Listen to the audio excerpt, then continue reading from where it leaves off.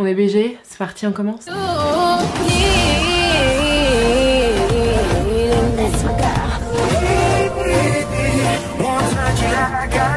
Salut mes poulets, j'espère que vous allez bien les beaux gosses, j'espère que tout le monde est bien installé, que vous avez passé une bonne semaine, que vous avez regardé ma dernière vidéo, parce que je l'ai pas faite pour rien. Elle dure genre 3/4 d'heure, ça doit être une de mes vidéos les plus longues, donc c'est pas mal de rentabiliser tout ce temps de travail et d'aller la regarder. Bon, il n'y a jamais personne pour me demander moi comment ça va parce que vous pouvez pas me le demander en direct, mais ça va bien.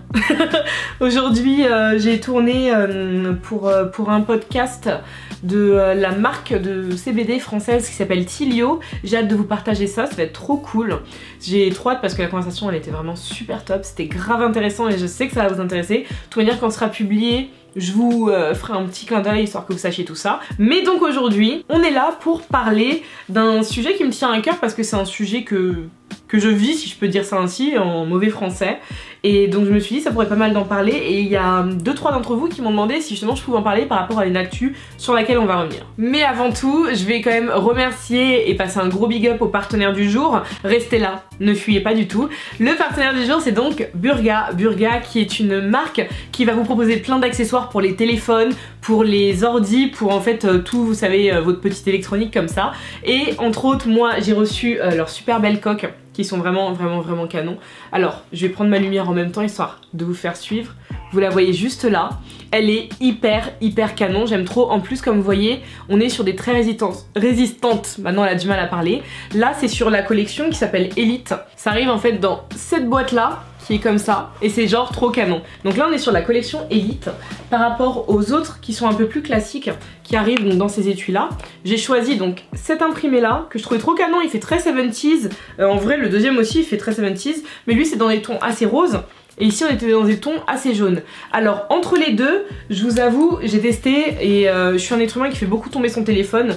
Mon protecteur là, j'ai oublié comment ça s'appelle, le petit truc, il en était moins.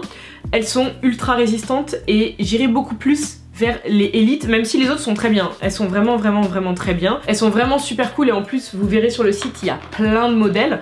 J'ai aussi reçu cette coque là pour mon ordi que je vais installer en plus là parce que je voulais juste m'occuper un peu avant de 2-3 trucs sur celle que j'ai actuellement.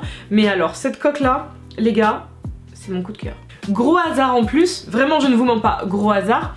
Tout à l'heure je vais à Starbucks pour me prendre un thé glacé et quand j'arrive en caisse vous savez je veux payer en sans contact. Et donc j'ai mon téléphone comme ça avant de voir qu'elle lance le truc et là la fille qui est à la caisse, si jamais tu passes par là, big up, t'étais trop cool, elle prend ma main et elle me dit « Ah mais t'as une coque Burga ?»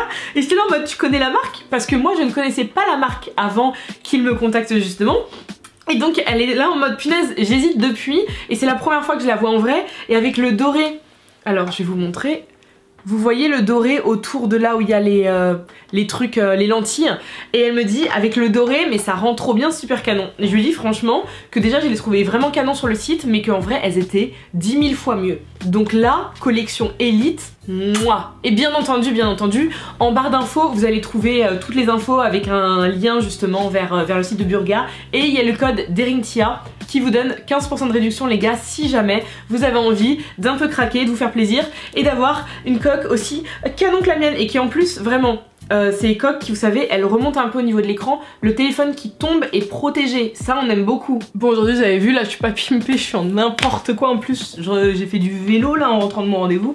Donc voilà, vous avez profité de la version de Manon maquillée, et bah je vous avais dit que ça finirait bien vite non? Donc aujourd'hui les BG on va parler du fait d'être une voyageuse solo parce qu'il y a eu une actualité qui a pas mal tourné sur Twitter, on va revenir dessus et c'est bien de pouvoir en parler puis surtout aussi parce que bah, je suis une voyageuse solo.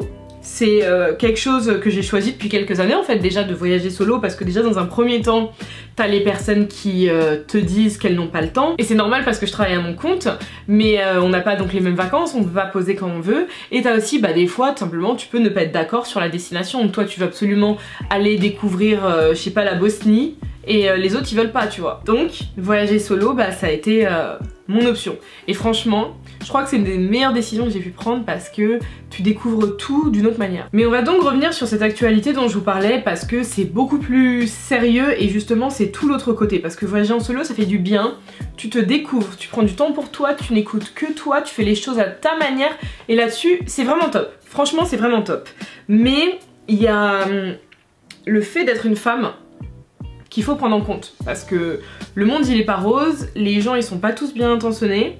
Et ça, faut jamais l'oublier, parce que le problème, c'est que sinon, tu peux avoir des très mauvaises surprises si tu t'attends à ce que les êtres humains soient tous vraiment bien lunés, en fait. Je vais vous mettre le lien du thread Twitter en entier dans la barre d'infos, pour que vous allez le voir. C'est en anglais, je vous préviens, mais je crois qu'on peut traduire les tweets si je dis pas de bêtises, mais dans tout cas, je vais faire un résumé. Donc cette jeune femme est originaire du Ghana, si je dis pas de bêtises.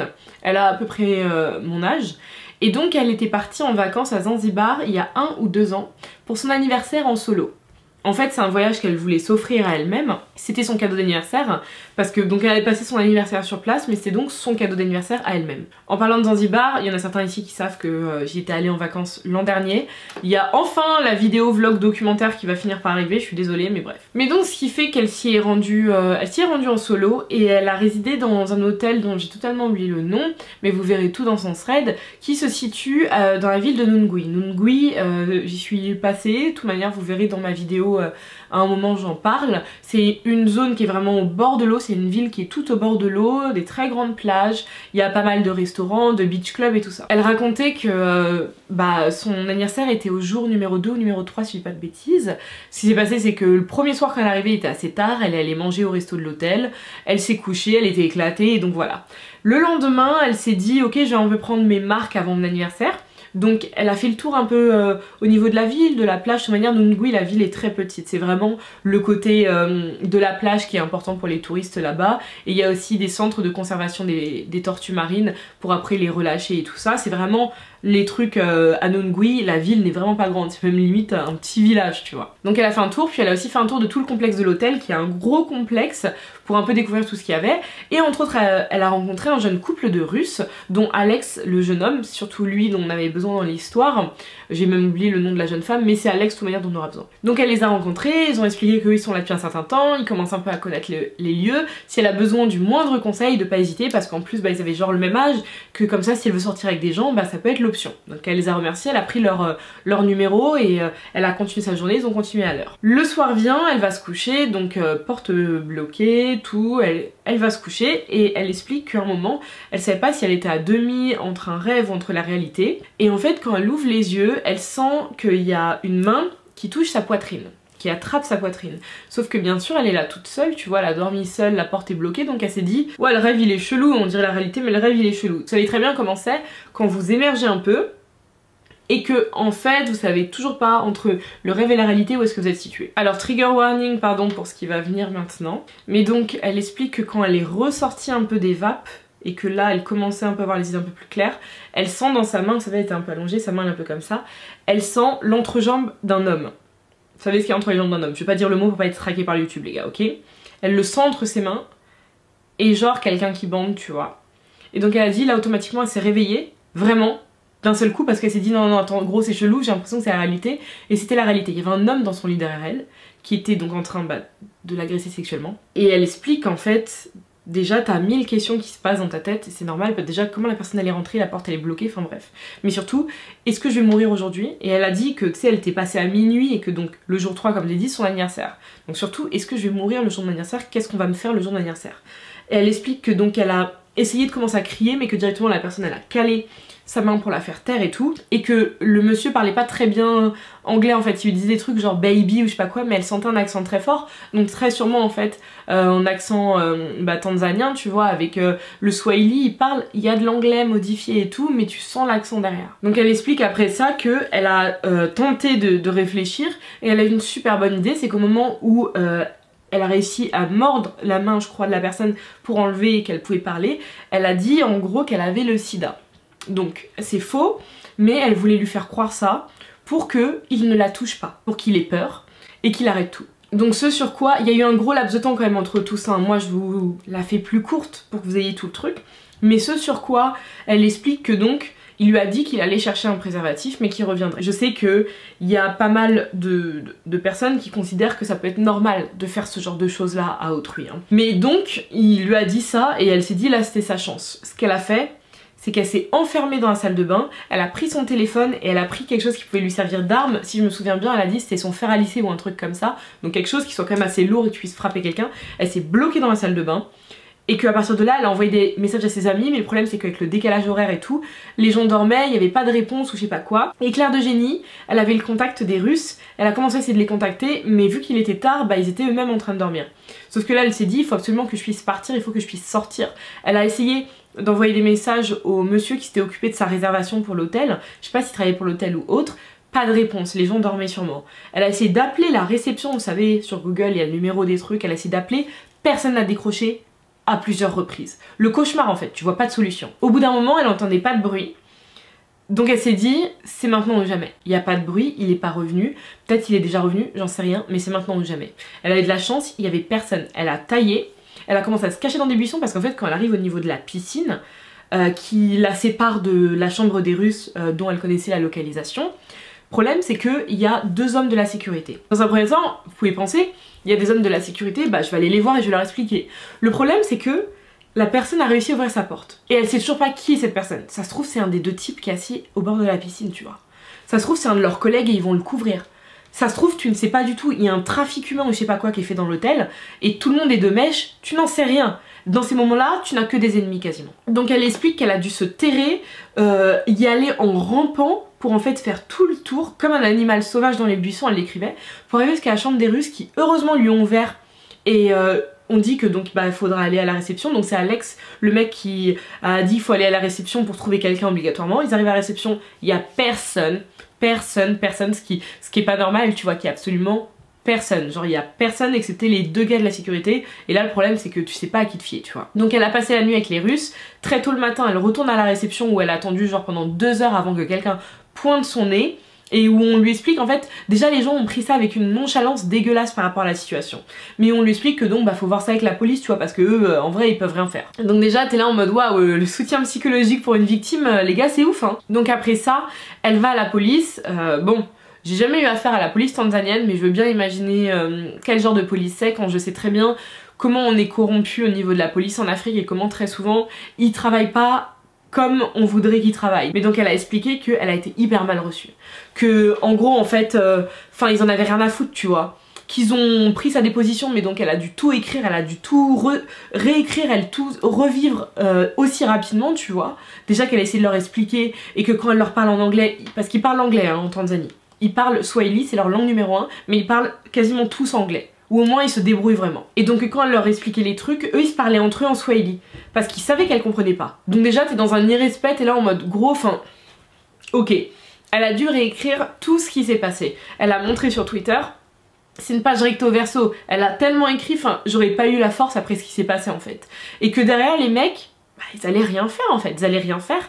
Et quand elle demande ce qui se passe et tout, vraiment ils lui parlaient mal, ils étaient en train de commencer à l'agresser verbalement. Elle a pris en photo sa déposition, le commissaire et le commissariat, et ils ont commencé à vraiment, elle a dit, hein, la forcer à effacer les photos, alors qu'elle est là en mode, ben, je vois pas le problème s'il y a pas de problème, tu vois. Parce qu'elle voulait garder des trucs pour avoir une trace de qui étaient ces gens et quel commissariat, et voici ma déposition et on n'a rien fait derrière. Parce que les mecs ne sont même pas allés à l'hôtel en fait pour tenter d'interroger des gens, savoir qui était là à telle heure, alors que je suis désolée, c'est ce que t'es censé faire dans ces moments-là. Donc derrière, elle est rentrée à l'hôtel, où en plus en arrivant sur place, grosse surprise dans sa chambre, on lui a volé tout son argent. Donc en fait, entre temps, soit le type, soit quelqu'un d'autre est revenu et lui a pris son argent en se disant ok, il n'y a plus personne mais je prends l'argent. Mais la folie en fait, la folie. Je vous laisse lire le reste du thread parce qu'il y a d'autres choses, hein. Il y a d'autres choses, il y a d'autres détails. Il y a le traitement que l'hôtel lui a réservé après, et même quand elle est rentrée aussi, le manque de respect et toutes ces choses là, il y a vraiment d'autres choses. Mais donc ce qui fait que très souvent, tu vois, sur TikTok comme sur Twitter, on découvre des threads ou des vidéos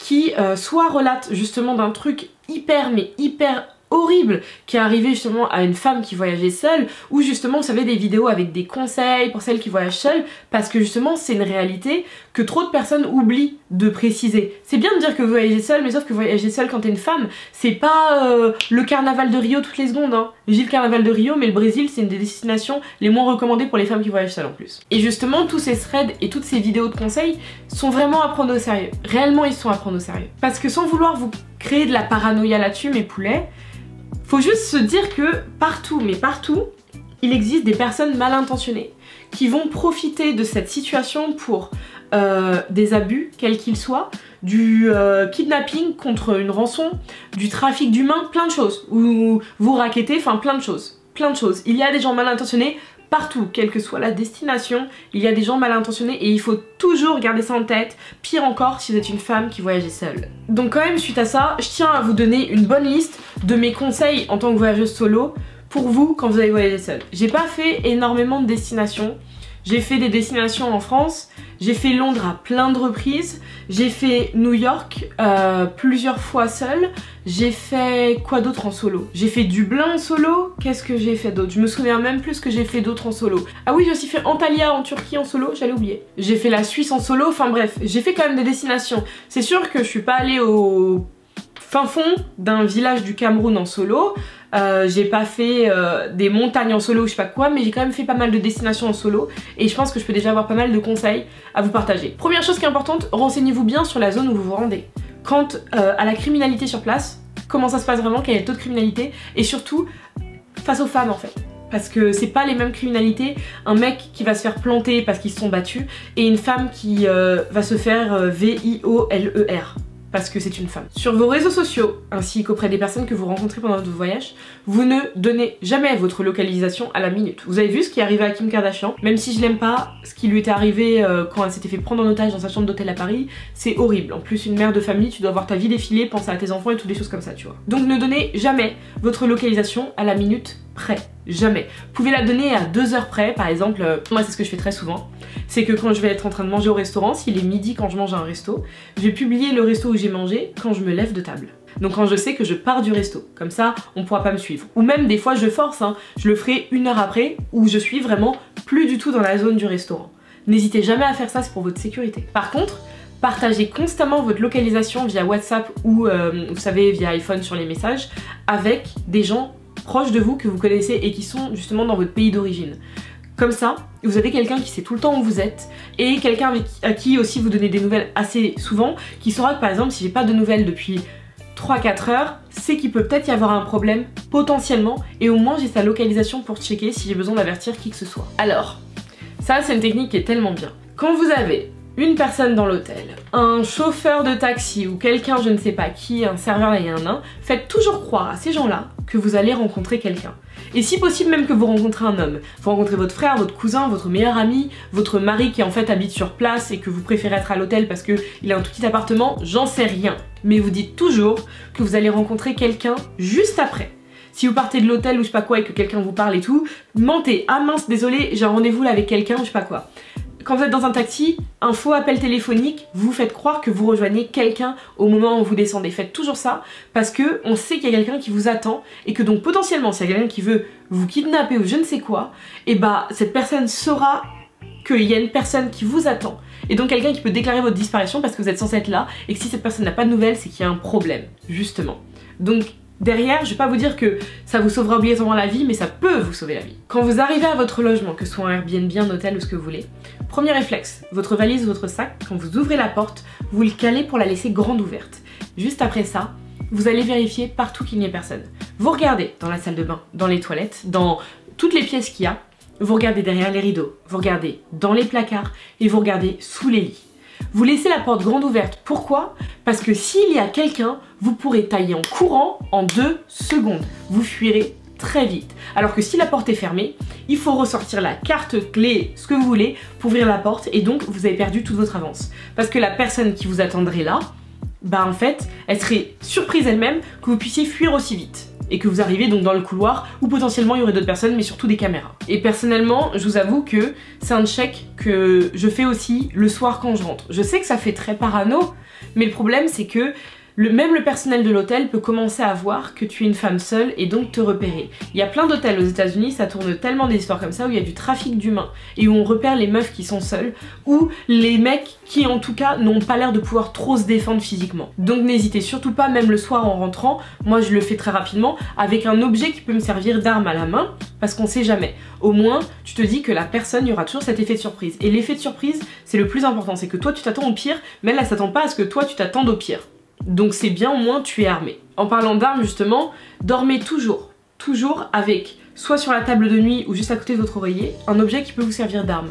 Parce que si potentiellement dans la nuit il y a quelqu'un qui par la fenêtre, s'il y a des balcons, ou par la porte réussit à rentrer, vous avez une arme. La personne va pas penser que vous êtes armé, la chambre qui a quasiment pas de luminosité ne verra peut-être pas, et en tout cas ne se dira pas que toi t'avais gardé ça comme arme. Ça peut donc être comme la fille en Tanzanie, un fer à lisser ça fait très mal. Ça peut être un sèche-cheveux, ça peut être un talon, parce qu'un talon, tu frappes quelqu'un au niveau de l'œil et même du crâne, ça fait très mal. Ça peut être un verre, vous savez dans les hôtels souvent il y a des verres pour vous rincer la bouche, pour laver les dents et tout ça. Ça peut être tout ce que vous voulez, mais gardez quelque chose proche de votre lit qui peut servir d'arme. Moi ce que je garde tout le temps, c'est très simple, c'est un spray en déodorant, où il y a de l'alcool dedans. Comme ça, la personne, ça va tellement lui baiser la vue les gars, qu'au moins vous aurez une longueur d'avance de ouf. Alors justement pour la partie quand vous dormez, sur la poignée de la porte principale, celle qui donne sur l'extérieur directement, mettez un objet en équilibre. En équilibre de sorte qu'il puisse tenir toute la nuit, mais qu'en fait, si pendant que vous dormez, il y a quelqu'un qui essaye d'ouvrir la porte de l'extérieur en ayant un double des clés, cet objet ça peut être un verre. Ce qui est bien c'est qu'un verre, vous savez, vous pouvez l'enfiler comme ça dans la poignée. Ça peut être n'importe quoi, hein. Ça peut être, vous savez, votre bracelet qui fait beaucoup de bruit, qui s'entrechoque énormément en fait, qui a des grosses perles ou je sais pas quoi, que vous entourez sur la poignée. Si ça tombe, ça vous réveillera automatiquement. Et donc encore une fois, comme je vous l'ai dit, l'effet de surprise, ce sera votre meilleur ami. Vous aurez quelque chose qui va vous servir d'arme, vous pourrez hurler directement, plutôt que cette personne vous prenne par surprise, vous bâillonne en 2 secondes et que ce soit trop tard. Et justement, pour limiter le fait que quelqu'un puisse ouvrir la porte, ça me semble très logique parce que 99,9% de ce type de porte-là, elle s'ouvre, vous savez, dans ce sens-là. On va dire que là, donc je suis la pièce, ça s'ouvre comme ça s'ouvre pas sur le couloir. Donc ce que vous faites dans ce cas-là, vous prenez soit un gros fauteuil ou des chaises qui sont là, ou même une table de nuit qui peut se déplacer et vous calez ça devant la porte. Parce que si vous avez de la chance, selon l'écart des trucs, ça peut totalement bloquer la porte. S'il y a, vous savez, un mur qui est pas trop loin derrière la porte, au niveau de l'angle, ça va totalement bloquer, personne ne pourra passer. Faudra tellement forcer que ça va faire du bruit, ça va alerter quelqu'un d'autre. Ou en tout cas, même si quelqu'un peut commencer à pousser, la personne va se rendre compte qu'en fait, il y a quelque chose qui résiste, et cette résistance, encore une fois, l'effet de surprise, ça va vous permettre d'être armé et de pouvoir vous défendre beaucoup plus vite, ou de fuir aussi beaucoup plus vite par la fenêtre ou par je ne sais pas où. Truc con aussi, et ça, bon, ça vaut pour tout le monde, hein, mais ne rangez pas votre cash à un seul endroit. C'était la mauvaise surprise justement de cette fille-là en Tanzanie. Il faut jamais ranger son cash à un seul endroit. Jamais. Parce que je veux pas du tout sous-entendre que le personnel du ménage va venir vous voler votre cash. Hein. Ça peut être du personnel de l'hôtel, ça peut être n'importe qui. Encore une fois, il y a plein de gens mal intentionnés. Ça peut être quelqu'un qui vous vole votre sac quand vous marchez dans la rue. Et si vous avez tout votre cash sur vous, moi je me rappelle hein, quand je taffais à Nike sur les Champs-Élysées, il y a eu une fois où j'étais en zone de cabine et où il y avait 2 touristes, 2 jeunes femmes japonaises qui étaient là en train d'essayer des trucs et vous savez, elles savent pas à quel point la France c'est fucked up, surtout Paris. Donc elles avaient beaucoup confiance, dans l'allée elles laissaient leur sac à main, elles se changeaient, elles faisaient leurs trucs et tout. Sauf que moi pendant que j'étais occupée je faisais plein d'allers-retours, quelqu'un a profité, a vu les sacs à main abandonnés et a volé ce qu'il y avait dedans. Et dans un des portefeuilles, il y a une des filles qui avait à peu près 4000 € en cash.